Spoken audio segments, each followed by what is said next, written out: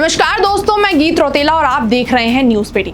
दोस्तों, भारत और जापान के रिश्तों ने आज एक नया इतिहास रच दिया है। ये सिर्फ दो देशों की मुलाकात नहीं थी, बल्कि आने वाले समय की दुनिया कैसी होगी उसकी एक झलक भी थी। आर्टिफिशियल इंटेलिजेंस यानी AI, semiconductor, defence technology, energy security, critical minerals, health care और इन्वेस्टमेंट, इन सभी बड़े क्षेत्रों में भारत और जापान ने ऐसे अहम समझौते किए हैं जो आने वाले समय में दोनों देशों की दिशा और दशा बदल सकते हैं। प्रधानमंत्री नरेंद्र मोदी और जापान के प्रधानमंत्री साने ताकाइची की मुलाकात ने साफ कर दिया है कि अब भारत और जापान का रिश्ता सिर्फ दोस्ती तक सीमित नहीं रहेगा, बल्कि टेक्नोलॉजी, सिक्योरिटी और इकोनॉमिक ग्रोथ के दम पर एक नई स्ट्रैटेजिक पार्टनरशिप बनने जा रही है।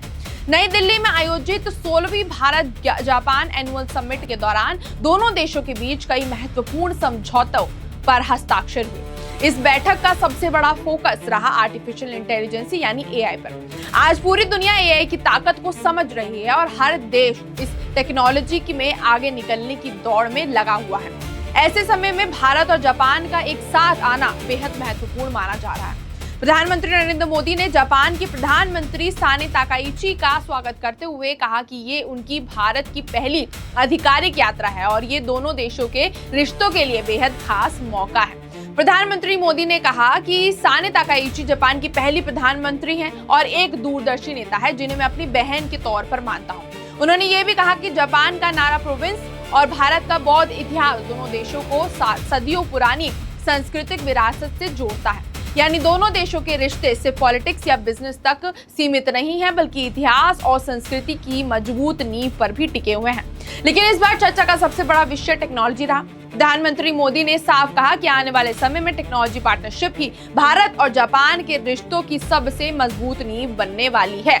एआई के क्षेत्र में भारत के कई बड़े इंस्टीट्यूशंस ने जापान की कंपनियों और इंस्टीट्यूशंस के साथ समझौते किए हैं। मोदी ने कहा है कि जापान की प्रिसीशन टेक्नोलॉजी और भारत की सॉफ्टवेयर कैपेबिलिटी जब एक साथ आएंगी तो ग्लोबल एआई डेवलपमेंट को नई ताकत मिलेगी। यानी जहां जापान हार्डवेयर और हाई प्रिसीशन टेक्नोलॉजी में दुनिया का बड़ा नाम है, वहीं भारत सॉफ्टवेयर कोडिंग और डिजिटल इनोवेशन में अपनी अलग पहचान रखता है। दोनों की ये पार्टनरशिप पूरी दुनिया के लिए नई संभावनाएं खोल सकती है। एआई के अलावा सेमीकंडक्टर सेक्टर पर भी दोनों देशों ने बड़ा फोकस किया। आज सेमीकंडक्टर को आधुनिक दुनिया का सबसे महत्वपूर्ण हिस्सा माना जाता है। मोबाइल फोन से लेकर cars, laptops, medical equipment, defence systems और सैटेलाइट तक हर जगह सेमीकंडक्टर चिप की जरूरत होती है। दुनिया में चिप सप्लाई को लेकर पिछले कई सालों में कई संकट देखने को मिले। ऐसे में भारत और जापान ने मिलकर सेमीकंडक्टर मैन्युफैक्चरिंग और सप्लाई चेन को मजबूत करने का फैसला किया है, ताकि भविष्य में किसी एक देश पर निर्भरता कम हो और दोनों देशों की इकोनॉमिक सिक्योरिटी भी मजबूत बने। सिर्फ सेमीकंडक्टर ही नहीं, बल्कि quantum technology, advanced manufacturing, next generation mobility और क्रिटिकल मिनरल्स जैसे फ्यूचर के सेक्टर्स में भी दोनों देशों ने साथ मिलकर काम करने का फैसला किया है। क्रिटिकल मिनरल्स यानी वो दुर्लभ खनिज जिनकी बिना electric vehicle, battery, solar panel और मॉडर्न डिफेंस इक्विपमेंट तैयार नहीं किए जा सकते। इन रिसोर्सेज को लेकर आज पूरी दुनिया में कंपटीशन बढ़ रही है और भारत जापान की ये साझेदारी इस क्षेत्र में भी काफी महत्वपूर्ण मानी जा रही है। इस समिट का एक और बड़ा ऐलान सेक्टर डिफेंस से जुड़ा हुआ। भारत और जापान ने पहली बार डिफेंस को डेवलपमेंट प्रोजेक्ट पर समझौता किया है। इसके तहत दोनों देश मिलकर naval radio antenna unicorn develop करेंगे। ये सिर्फ एक डिफेंस इक्विपमेंट नहीं, बल्कि दोनों देशों के बीच डिफेंस टेक्नोलॉजी पार्टनरशिप की नई शुरुआत है।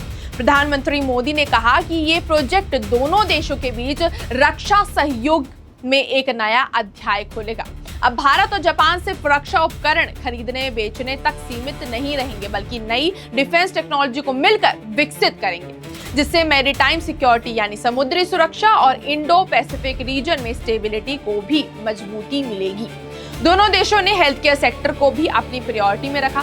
फार्मास्यूटिकल्स, मेडिकल डिवाइसेस और बायोटेक्नोलॉजी के क्षेत्र में सहयोग बढ़ाने पर सहमति बनी। प्रधानमंत्री मोदी ने कहा कि भारत की बड़े लेवल पर प्रोडक्शन करने की क्षमता और जापान की हाई क्वालिटी टेक्नोलॉजी मिलकर पूरी दुनिया को बेहतर, सस्ती और ट्रस्टेड हेल्थ सर्विसेज अवेलेबल कराने में मदद करेगी। यानी ये साझेदारी सिर्फ भारत और जापान तक सीमित नहीं रहेगी, बल्कि ग्लोबल हेल्थ सिक्योरिटी में भी अहम योगदान दे सकती है।